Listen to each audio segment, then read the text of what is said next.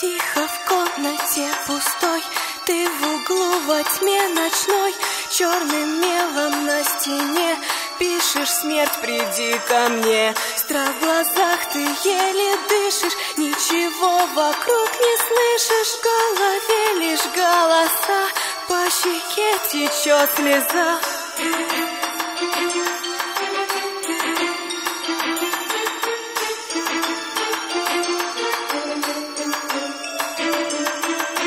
В чужой стране теперь, и тебе открылась дверь в мир, где души обитают, медленно тебя сжирают. Ты боишься, ты бежишь прочь от тех, с кем говоришь, и